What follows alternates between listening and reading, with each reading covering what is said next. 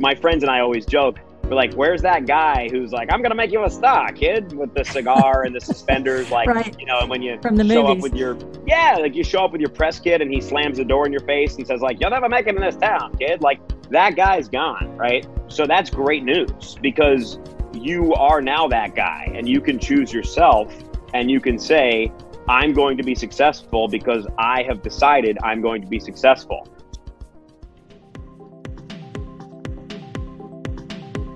Welcome to the In Factor, conversations about how great entrepreneurs started, stumbled, and succeeded. I'm Rebecca White, and our next guest is Las Vegas headliner, television host personality, and corporate event presenter, Jeff Civillico.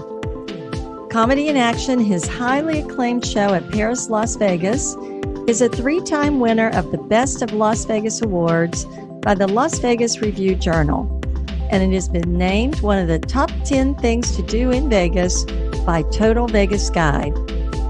In addition, Jeff is also the founder and chairman of Win-Win Entertainment, a nonprofit which connects professional entertainers and charities. I hope you enjoy this episode. Well, Jeff, I'm really excited to invite you to join us today on In Factor. Thank you for having me, Rebecca. I'm honored. Jeff, you've been a Las Vegas headliner for over 10 years now. You're described as a juggler, entertainer, comedian, philanthropist, and I think you even had your own show, Comedy in Action, for quite a while. And so tell us a little bit. I think a lot of it started with juggling. How did you get into juggling, and how can I become a master juggler? How does that work? You sure can. Actually, I'm doing free live stream juggling workshops every Tuesday at 11 a.m. Pacific throughout the quarantine period to keep people from going crazy. That's awesome. So, maybe I'll see you next Tuesday. It's not just for kids. It's for parents. It's for kids. It's for families. Anybody can learn how to juggle. And the best part is there's a lot of personal and professional skills you can learn through the act of juggling and learning how to juggle, and they're very disguised as a lot of fun, because juggling can teach you patience and discipline and focus, goal setting, breaking something down, a complex task into step-by-step systematic process, perspective, all of that. And you're having fun. You're throwing things up in the air, you're catching, you're jumping around. It's very active and interactive. So maybe we'll see you on a live stream juggling workshop. Yeah. You'll have to make sure. Tell us how you got into juggling. Yeah. So, it's funny, because the longer I do this, when I look back, I realize that first, as a little kid, it was all about the juggling, right? I practiced hours a day. I would do my homework really quickly, and I would just juggle until my mom and dad made me go to bed, right? And I was learning tricks off of books, from VHS tapes. This is pre-YouTube, pre-internet, pre-everything. And at the time, it was a hobby. It was a fun hobby. It made me stand out. I was the youngest of 3 brothers, Gene, John, and Jeff. So I was kind of known as Jeff the Juggler. And again, at school with friends and teachers, everybody kind of knew juggling was my thing. So it started off with juggling, I think, just as a way to get all the energy I had out. I love sports. I love arts. This kind of combined both of them. Juggling is a sport and an art. It's right in the gray area there. And it allows total freedom of creativity. You can create any pattern in the air that you can dream of and think of if you can make that happen. And I really like that. So as a kid, it was all about the juggling, right? And then you start showing people you're juggling. You're so excited. And then you realize very quickly, no one cares about juggling, like at all. They care about being entertained, right? And I say that in jest because it's true. If I juggle 3 balls and then show my friends when I'm a kid, they say, cool, can you do 4? Okay, yeah, I can do 4, right? Cool, can you do 5? Eventually, you get to a point where you can't do what they are asking you to do. They also have a false perception that the only thing with juggling is like how many you can do, which is, that's kind of an idiotic thing to think, right? That's like if you watch figure skating, you're not like, how many flips can you do? Like how many spins can you do in the air? You know what I mean? It's an art. There's choreography, there's skill, there's coaching, there's all these competitions. The same thing with juggling. But obviously, when you're showing people juggling, they want to get entertained. They want to laugh, right? So then it became about, how do I entertain people with my juggling? That means, how do I bring people into what I'm doing? How do I get them involved? right? I ask them to come up on stage. Now I banter with them. I learn about them. So now I'm doing comedy. They throw me something. It messes up what I'm doing. People laugh. I remember that. Okay, that was a fun moment. They enjoyed that. That entertained them. I bring up kids. Kids are a little unpredictable. They're very honest. They're very genuine. So something fun moments happen there. The audience can tell that it's spontaneous. It's in the moment. So you realize that works. So it was juggling first, then it was entertaining, right? It was how do I craft a show? How do I take people on a ride? How do they get to know me? How do they get to learn about me? How do they get to learn about themselves? How do I touch them? How do I make them think, smile? How do I make them, kind of connect, resonate with different things going on in the world and what might be going on in their own life? How do I make them forget about the troubles they have, right? So that's entertaining. Then my third phase, which I'm in now, is connecting.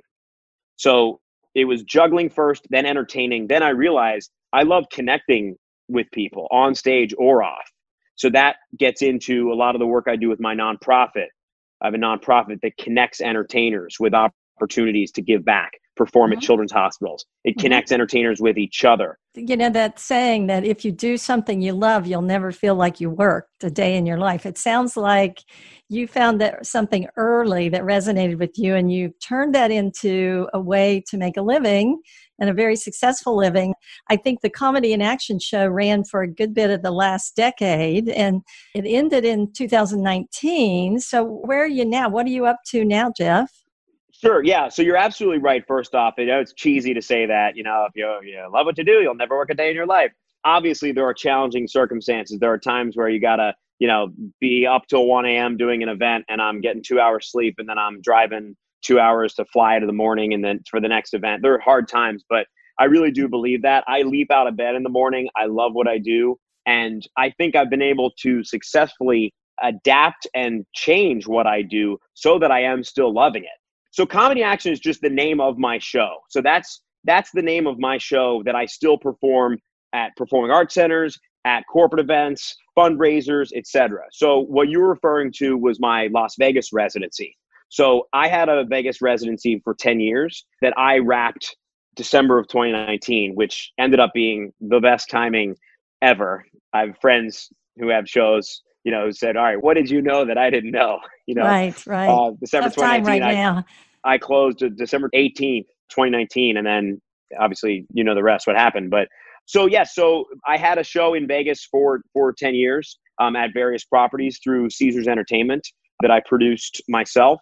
But I still do that show at private events, corporate events, performing arts centers. I've just chosen now to kind of move on from Vegas. Vegas was fantastic, but again, there's a lot more out there I want to do. And at a certain point, Vegas kind of became limiting because you are producing, again, I'm producing the show myself. So I'm constantly doing, very relevant to this podcast as the entrepreneur.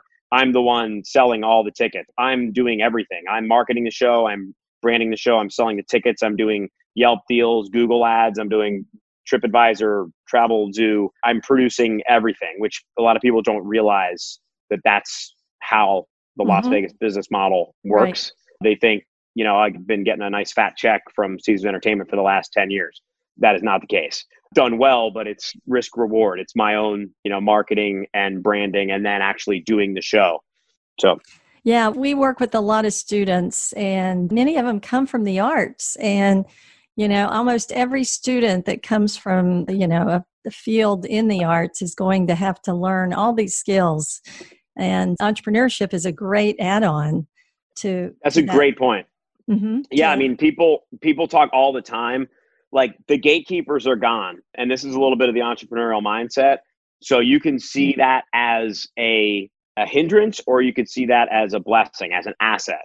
So I obviously see that as an asset. So the gatekeepers are gone, meaning no one has to choose you. No one has to select you and say, I believe you're talented. I'm going to give you time, money, energy, resources, and make you a star, right? That's my friends and I always joke. We're like, where's that guy who's like, I'm going to make you a star, kid, with the cigar and the suspenders, like, right. And when you from the show movies. up with you show up with your press kit and he slams the door in your face and says like, you'll never make it in this town, kid. Like that guy's gone, right? So that's great news because you are now that guy and you can choose yourself and you can say, I'm going to be successful because I have decided I'm going to be successful. So I can learn basic editing on iMovie and edit a promo tape. I can record a promo video on my phone now. I can ask someone to give me a video testimonial on their phone. I can learn WordPress and create a website, right? Like I can do all these things now, and that's great news. And not only is it great news, you have to now. You have to do all that, especially starting off, to get to a certain point where you might be able to outsource some of those skills to a true professional. We talk a lot about an entrepreneurial mindset in our education, and it sounds like to me that that's been what you've applied. The whole idea of recognizing opportunities and pursuing them and exploiting them, is exactly what you've done. And that whole idea of being persistent, and I'm sure that's been required, and perseverance and passion and everything that you think of an entrepreneur, that's the same kind of skill set you've needed, it sounds like, to succeed in what you're doing. Absolutely. And thank you for saying that. Obviously, still always trying to get better and trying to improve and trying to learn new skills and develop new avenues and sales channels and everything else. So I guess when I look back on college and coming out of college and looking at my peers in more traditional roles, right? I went to Georgetown University in Washington, D.C., and a lot of my friends were going into kind of traditional fields, finance, legal. They're going to law school. They're going to Wall Street. They're becoming doctors. And for me, it was almost kind of a game in the beginning. It was like, let's see how far I can push this and how long I can continue to kind of make this up as I go with entertaining and making people laugh and juggling. And let's just let's try to outwork and outsmart the competition. And let's kind of see if I can continue to reinvent myself and see where this goes. So at the time I was performing on cruise ships in college, and I knew that wasn't my end goal. I knew I didn't want to be sitting on a cruise ship for 45 weeks a year. Not that there's anything wrong with that. I loved performing on cruise ships at the time. But again, I knew it wasn't going to be what I was doing now, but I didn't know exactly where it was all going to go. And that to me was exciting. And that I feel like is the entrepreneurial mindset, because you're believing in yourself, you're having confidence, you're aware that your life, your plans, your business is going to grow and change and lead you to fun new places you can't even dream of. But that's exciting. That is the entrepreneurial mindset to me. I love that. Working on the cruise ship as an example, a lot of our students want to be entrepreneurs, but they don't always know where to start. And a lot of times I hear successful entrepreneurs tell them, or even say on our show, that it's really important to just get out there and do something, get out there and try something. And whatever you're doing, do your best at it, knowing that it may not be where you're going to end up. That's all part of your learning process. It sounds like that's the philosophy you applied as well. Action, action, action. Take action. Say yes, figure it out later. I do that all the time. I love that. There's an old showbiz phrase called "I can learn to ride a horse," which is when, there's an audition for the actor and you have to know how to ride a horse for the audition, and the agent calls and says, "Hey, I want to submit you for this. Do you know how to ride a horse?" It's like, absolutely. And the idea is, if it books, I can learn to ride a horse. Yep. Right. Yep. Which is true. It's like, I'm not going to spend the time now to learn to ride a horse, but hey, if it books, I'm going to have 2 weeks to learn how to ride a horse. Yeah. I do that all the time. I book events. They say, "Hey, do you know much about, IoT?" They want you to lead a panel on IoT. Of course I do. Googling Internet of Things, listening to podcasts. I'm reading articles on Wired. I'm learning. And by the time the event comes, I'm a master of all things IoT. Like, you have to take action. You have to just commit and have the confidence to kind of figure it out as you go and know you'll be fine. And that builds confidence along the way as well, to go ahead and step in, give it a try. Even in my career, which has been very different from yours, I've done the same thing. It's a lot of times, even like with this podcast, I'm still learning as I go. It's, and if I thought that I had to know everything about podcasts before I tried it, I never would have done it. So you never would have started. Here we are. Right? Yeah. That's a perfect example. To your point, the best way to build confidence, if you can do something, is by doing it and having it go successfully, then okay, I can handle this, or I can handle the next version of this or the next level of this. So it's so important. Yeah. So tell us a little bit, because we do have a lot of our listeners who are interested in the arts, and you're in the show business in Las Vegas, which is a whole unique world. What kind of business model? What does that look like? What kind of advice would you have for anybody that is sitting out there thinking, Jeff, you've done this, but I'm a little nervous about this. What's some advice you might leave with somebody? I'm very grateful when I look back now that I've finished my Vegas 10-year run. I'm very grateful for everything that I learned throughout those 10 years, because when I look back on Vegas and the business model and what happened and how I had to adapt and grow through it, I realized that whole landscape is kind of could be a microcosm for anyone starting in a business that they're scared about, and where they're a very small fish in a big pond. And I think I mentioned this before, but I learned honestly how to outsmart and outwork people. And I was forced to, and this is just being very objective, compared to Cirque du Soleil, Chris Angel, Penn and Teller, etc. I had no money, right? So I cannot go head to head with them marketing or producing a show with that kind of money. So great. What does that teach you? It means that you have to go a different way.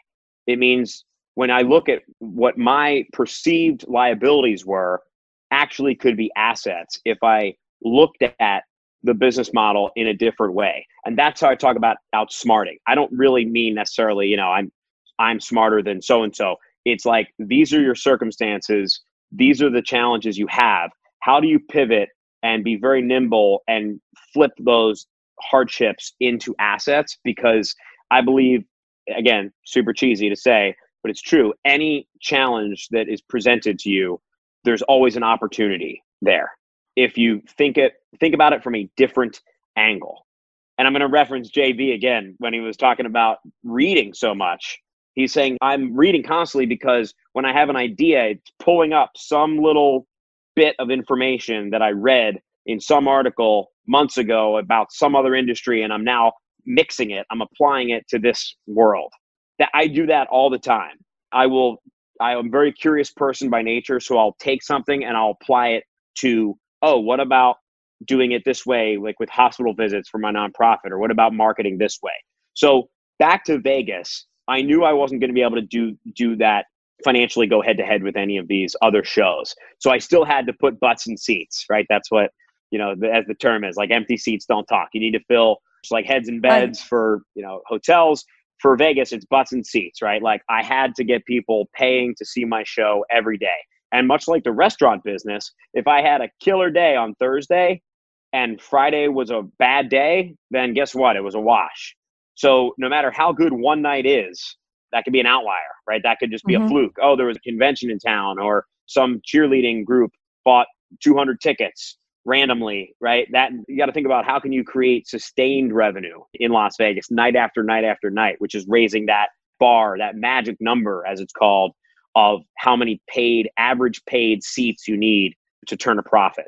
So every showroom has a magic number, which is really just what's their number to break even. So you might look at a theater that holds 200. You might have to see, their magic number is 65.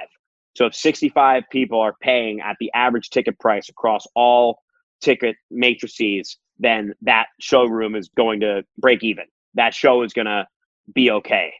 So when you look at the numbers and you see, they're only getting 20 paid a night and they need 65 paid to break even, that's going to be a problem long term. And when you look at something like the Coliseum or the Zappos Theater, huge venues, 5,000-7,000 seat venues, their magic number obviously is a lot higher. The stakes are a lot higher. So for me, with my smaller numbers, I knew that magic number and I knew what I had to do to hit that target. So again, instead of trying to go at it with money, I went the complete opposite approach. And I was very, very lean. I was as lean as possible. I had no opening act. I had no dancers. I had no nothing. I sold my own merchandise. I ran my own sound in the beginning with an iPod Velcroed to my belt. I bought a spotlight off Craigslist that I turned on myself. The whole idea was a one-man show. So I sold you the tickets. I did everything, right? And then I packed it all up and did it again. So I was working, round the clock, but it was a true one-man show. Then beyond that, I'm the guy on the advertisements. I'm the guy on the rack card. So when you have Cirque du Soleil, phenomenal shows, phenomenal organization, but no one knows who those people are. It's kind of like the Disney model, right? The aerialist gets hurt, they throw in another aerialist the next day. They're not losing any revenue, right? But because of that, they're not able to have that aerialist go around to ticket brokers and get recognized and create a shared experience with that ticket broker, because they're in costume, they're hidden, right? And the big boys, the big girls, they're not going to do that. Celine Dion's not going to go around to ticket brokers and say, hey, thanks for selling my show, everybody, and take selfies with everybody, right? But I could, and I did. So I did hardcore guerrilla marketing for years on the Strip. And I would take the elevator to the lobby, and I would walk out in the lobby, and I would market every day to all those ticket brokers on the Strip. I would give them Jolly Ranchers, Tootsie Rolls. I would do tricks in their call center, in their office. I would take selfies with them, and they got to know me and they got to like me. So they wanted to sell my show. So I would get 2 tickets from this person, 4 tickets from this person, 2 tickets from this person, all over the Strip at these hundreds of ticket booths and brokers. And that would add up to, a couple hundred people paying every night. So when you think about, again, hardships into assets, the hardship is I don't have the money to spend on airport billboards and to buy magazine covers. But the asset it taught me is that you can't buy seats. Right. Relationships are key. Relationships are everything. So I was able to not spend hardly any money. I didn't gross that much money because it was a low dollar show, because I'm a family friendly, like all ages act. And often it was in the afternoon for the first several years, right? So I had a very low price point, but I was able to net so much more than my competitors because they were spending $10, $20, $30, $40, $50,000 a week on marketing. Right. And I was spending zero. Yeah. You like didn't literally have the overhead. I had zero overhead, and I had zero marketing. And then I would say to my friends, I would say, you know what I want you to do? Just test this. Cut all your marketing. Cut everything for 1 month. But I want you to go spend all the hours that you were doing setting up, funnels and Yelp deals and Google ads and Facebook ads and tracking all that. I want you to forget all that, and I want you to do 10 charity events, and I want you to be on the morning show, 2 mornings a week, and I want you to do a free show at every call center. I want you to walk the Strip and take selfies with performers and say thank you, and give them cheap stuff, Tootsie Rolls, Jolly Ranchers, balloons, give them a card, a handwritten thank you notes. It's not the money that mattered. It was the sense of feeling appreciated and actually knowing that person on the rack card. If you're a ticket broker in Las Vegas, there's a good chance you go to UNLV and you do this is your part-time job, and you're worried about your prom or your sports meet or your test coming up, right? And if a family of 4 walks up and they say, hey, we're from Omaha, what should we see? Which happens all the time, not just from Omaha, but from everywhere, right? Exactly. They say, what should we see? Guess what? If that person on the other end of that knows me and likes me and has seen my show and believes in me, they'll say, well, you know what? I'm sure you're going to see, Chris Angel and Penn and Teller, and they're fantastic. But let me tell you about this guy, Jeff Civillico. He's kind of like a hidden gem. Everybody loves him. He's real likable. The price point, you're not going to have to mortgage your house to go to the show. It's going to be, and your kids are going to love it. He spends time with everybody afterwards. He'll probably teach you how to juggle. And just trust me, he's a great guy and a great performer. That's what sold tickets for me. Yeah. So I love that. Yeah. So many times the stories that I hear, and even in my own experiences, it's the obstacles or the problems that you mentioned that generate the most creative solutions. And like you found out, sometimes the bigger players don't have the flexibility, the adaptability to do what somebody, especially a startup or early stage entrepreneur can do. So, and I had no idea, I hadn't thought about it in those terms, but everything you talked about is, figuring out the levers, like what is it that matters? In your case, it's filling up the seats. So how do you do that? And how do you do it at a price point that you can afford? So it's all business. I mean, of course they call it show business, but it's very similar to most any other business. I mean, think about all the people in restaurants right now, trying to deal with how they continue to keep going forward. Of course, they're selling carry out. But in general, with the restaurant, a lot of it is about how many tables you can have. If you don't have enough space and enough tables, it's very hard to succeed in a restaurant. Yeah. And, let me just throw this out there too. A lot of entertainment specifically, and I'm sure it applies to any other industries, is about not being victim to the ego plays. Because with entertainment, when you are the widget, this is one of my things I talk about a lot with people who ask for advice or ask for, help with something. I say, like, you got to remember with entertainment, you are the widget. You don't sell widgets. You are the widget. That changes everything. That changes it, good and bad, right? It's just a different play. And so when you are the widget, you have the ability to create experiences because the product can come to people directly. But it also means it's harder to scale, of course. I can't be in physically more than one place at once. So how do you then diversify those revenue streams? How do you create coaching products? How do you create virtual events? Like I'm sure we'll talk about in a little bit. How do you spin off your main skill set into all these different arenas and different products and services that you can monetize? So with ego, I would see it all the time, these performers on the strip, and I'm looking at these billboards and these, huge airport ads and all this. That didn't sell tickets, because nobody knows who that guy is or that girl. So here's the difference. If you were to literally just put up a billboard and it said Backstreet Boys, then it had the name of the casino, that will sell. Because when you see Backstreet Boys, your mind creates all the advertisement. It fills it in. Boy band, dancing, brand. You remember the songs, the brand. Right. And it's an immediately recognizable A-list brand. Right. So again, ego. I know that if I had a billboard that says Jeff Civillico, no one knows what that means or who that is. And that's fine. I know that I can deliver an awesome show if I can get them there. So I'm not going to be able to convince people to come to my show in a billboard or in a magazine ad, right? It just doesn't work for me. So I would see all these hypnotists and magicians and comedians, and no one knows who they are, but their name would be plastered everywhere with their headshots and their faces. And I'm like, I know how much that costs. Like, even with a deal, you're paying like 10 grand a week for that, at the airport or something. I'm like, that's so stupid. It's just an ego play because they want to drive by and they want to show, girls and whatever. I got 10 billboards across town. Cool. You can get 10 billboards. Just pay Clear Channel, pay Lamar. They don't care. It's ads. Like, you don't need to pass some talent threshold to get a billboard. Like, that's why you see when people say, happy birthday, mom, because they bought a billboard. Right. Doesn't mean anything. Right. So what does mean something is them experiencing your show. That's why I would perform at charity events all the time, at hospitals, for schools, for administrators, at call centers, because people would say like, oh, that guy was fun. I had a great time. I want to see more.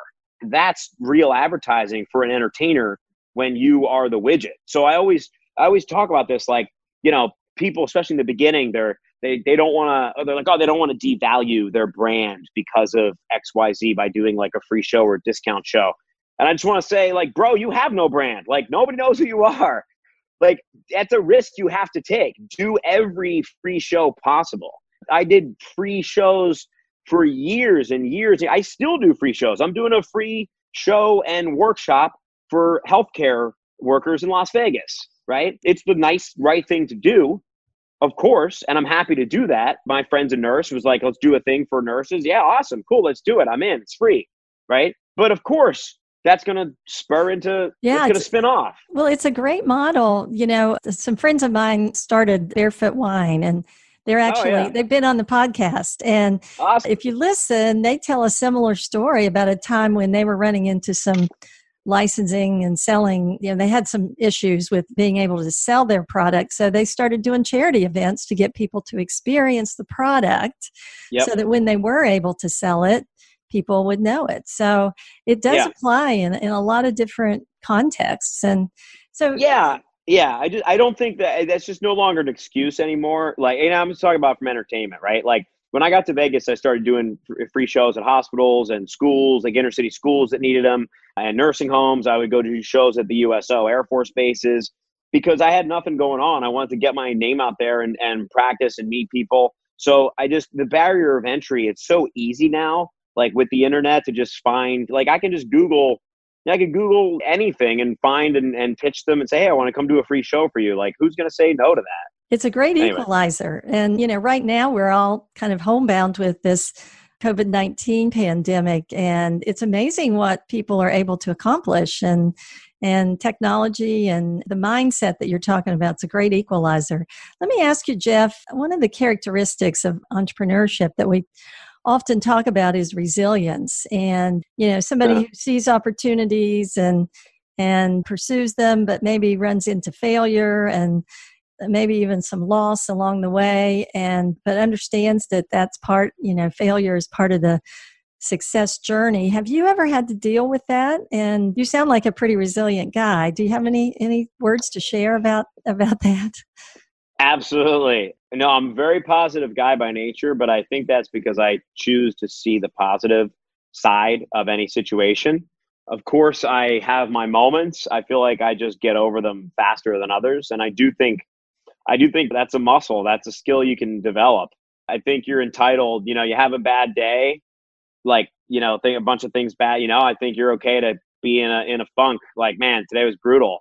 But you know what? You wake up tomorrow morning, it's in the past, it's over. Like, fresh start, clean start. Because when you start, kind of lulling yourself into, these downward spirals and being complacent, then it's going to become a self-fulfilling prophecy. And momentum is a beautiful thing, but it works in both directions, right? So you can have great momentum and great energy and feel amazing and everything's coming your way. And then, how it happens to all of us. It's like you stub your toe, and then of course you get the email saying the client bailed, and then of course you spilled a ketchup on your shirt, and like you kind of just make everything better, and all the little things and the big things. So I do think it's important to harness the power of momentum and get over your failures and your setbacks as quickly as possible, because dwelling on them simply does not serve you. So when I look back at failures, or struggles, the Vegas show was brutal for me. So I lost a lot of money for many years. So when I say I had a show in Vegas for 10 years, I would say the first 2-3 years, I was bleeding money. The next 2 or 3 years, I was breaking even. And the next 2 or 3 years, I was actually making money, which people are shocked to hear about that. I was leveraging the Vegas brand to make great money in other ways and other avenues. And again, that's that flexibility and adapting to say, okay, I might be breaking even here or making a couple bucks, losing a couple bucks, depending on the season, the ticket count, etc. But I'm able to leverage that to host AT&T's global conference. I'm able to leverage that to go perform at the Covey Performing Arts Center in Utah. And now it's direct from Las Vegas with awards for having won in Las Vegas. Now my stock is much higher when I do a private event or a corporate event. So when you talk about setbacks, the first several years were absolutely brutal.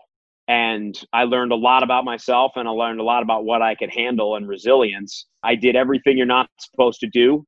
I would borrow money from family, from friends. I maxed out credit cards. I got loans with stupid interest rates. Like I was robbing Peter to pay Paul.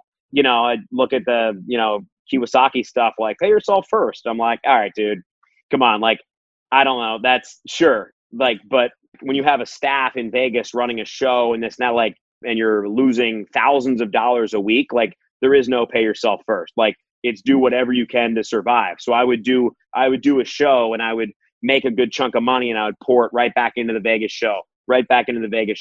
all the marketing. It was like a black hole of marketing until I figured out this idea of relationships, and I was able to cut down on my overhead strategically and ramp up the marketing that was quote unquote free. It still took my time, and time, of course, is money, but it did not take my out of pocket expenses buying ads and such. So to answer your question, years in Las Vegas for sure. Television wise, I created a concept for a show that was going to be like an entertainment lifestyle news show that you can still see clips of online. We made it all the way to Amazon. We got picked up. It was on Amazon Prime, and it was a fully self-contained show, an entertainment lifestyle show about Las Vegas, what was going on, shows, tours, restaurants, celebrities, etc. The guy who was my partner on that is in jail right now, like actually in jail for 10 years for fraud. So that didn't go well, right? Yeah. So I lost a lot of money. I've since gotten all the relationships back, but I damaged relationships. I didn't know about this guy like I should have. And that was a lesson learned, but that was really hard because I was already not making money in Las Vegas. And then I got in bed business-wise with some bad dudes who then put me further in the hole, who I had given money to, and they capitalized on my desire to make it, my desire to have my own television show, my desire to produce a show. And we had interviewed Mike Tyson, Dennis Rodman, Olivia Newton-John, real celebrities were on the show. We were really getting a good following. And again, some con artists were able to capitalize on that and took advantage of me, frankly. And I'm very glad that it happened now looking back on it, because I learned so much about that. I learned about how to do due diligence, about how and when to partner with folks. I learned a lot about control. I never felt good because I wasn't in control of things. And I'm not a control freak, but again, I'm the widget. I was the host personality. This was really my show without it kind of being my show. And that made me nervous. And I had kind of some doubts and some bad feelings that I didn't trust my gut.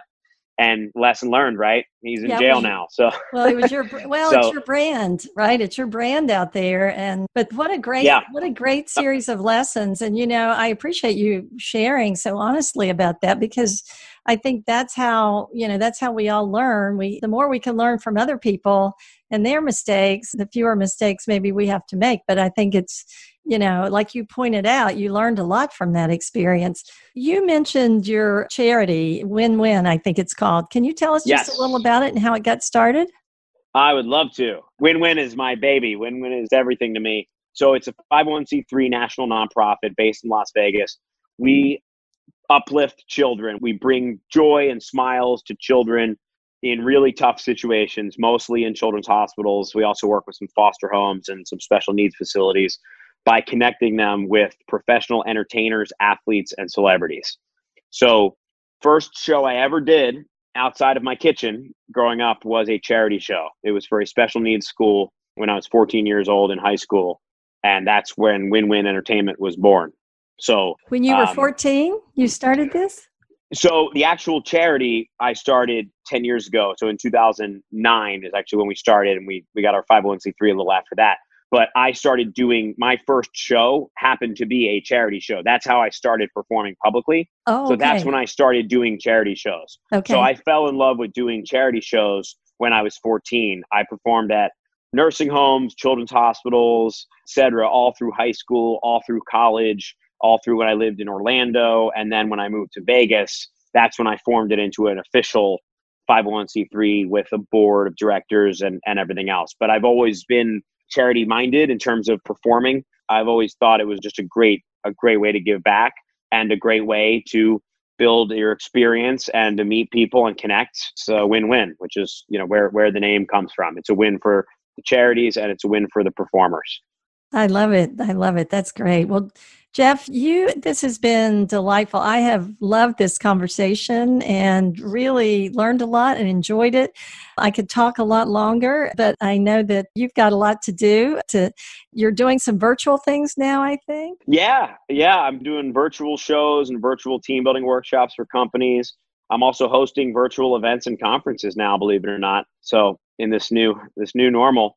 So, and also with Win-Win now, all of our visits are virtual. So although it's much easier for the performers to get involved, it's actually quite a bit of work on our end to set up all the meetings and make sure the logistics. Every hospital has, of course, different privacy and security regulation that we have to consider, take into account, of course. But I'm really trying to grow both the hospitals, because anyone now, any hospital can get involved if they sign up on our website.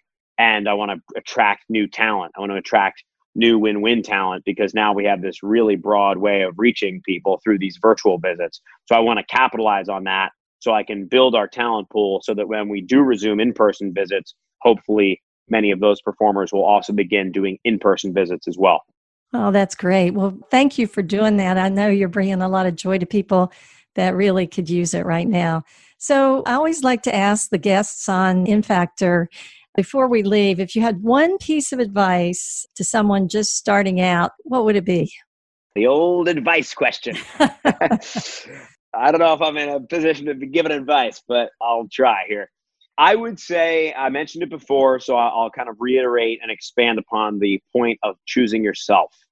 I think that is so important, especially for entertainers, artists, freelancers, because there's this false sense, I think, today that you have to be chosen.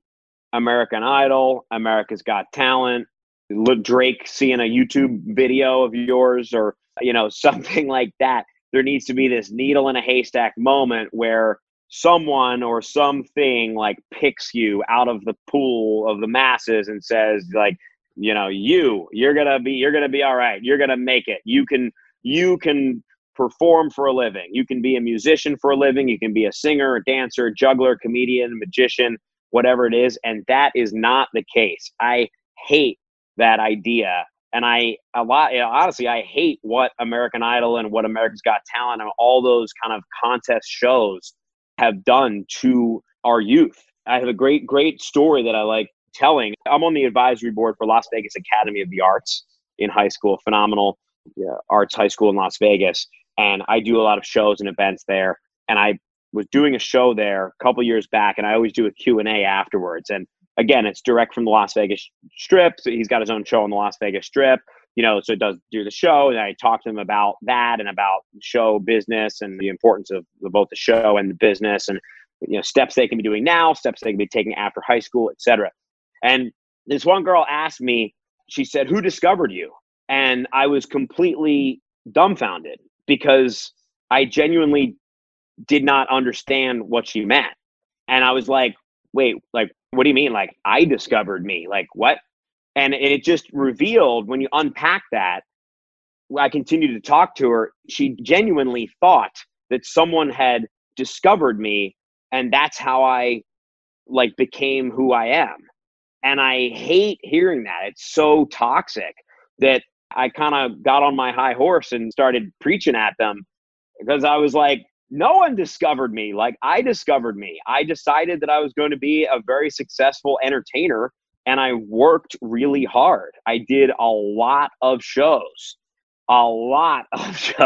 like 10,000 shows, time 10, right? Like, I did, I've done thousands and thousands and thousands of free shows, crappy shows with no sound system, shows where I'm driving 4 hours and performing in a Days Inn banquet room with no lights or sound, right? I did shows for tot lots and schools and charities, whatever, right? So I think that's so important to leave, that you don't need anyone to choose you, especially in the arts and performing arts and talent driven. The talent contest, it's TV, it's not real. It's storyboards, it's views, it's impressions, it's advertising dollars. Like, I'm not hating on that. Sure, if you win America's Got Talent and you get your own Vegas show, good for you. But I got my own Vegas show and I didn't win America's Got Talent. I've never been on America's Got Talent. I've never auditioned. So that's not the only way. I love that. Choose yourself. That's a great thing to leave everybody yourself with. I love it. You might as well, right? Because you're the only one who's not going to fire you. That's right. You're the only one who's not going to choose someone else. I mean, and I'm so grateful I'm self-employed right now, because I'm not going to fire myself. I have a company of one. I have a lot of subcontractors, a lot of vendors I work with, a lot of people I pay to help me with my business. But I am a company of one, And there is no way I'm furloughing myself during coronavirus. I will not let it happen. Exactly. That's the entrepreneurial way, I think. Well, so Jeff, where can our listeners connect with you? So hopefully it won't be too hard to find me online. If it is, then I'm not doing something right. But quick Google of my name, any spelling, any incorrect spelling should get you to jeffcivillico.com, which is, of course, my flagship website. You can also learn more about my nonprofit at winwinentertainment.org. I'm on every social channel, at Jeff Civillico, so you can connect with me there as well. I'm big on LinkedIn in terms of engagement and interacting with folks. So if you write me on LinkedIn, I will write you back and we can connect that way. I post usually every day on LinkedIn, and I like to be a part of the LinkedIn ecosystem and conversation that's always developing. A lot of great information on there, and a lot of great opportunities on LinkedIn have come my way through that platform. Jeff, thank you for joining us today, and thank you for all that you're doing, especially out there with Win-Win, and good luck to you with all of your efforts. Thank you very much. This was an absolute delight, Rebecca. Thank you for having me.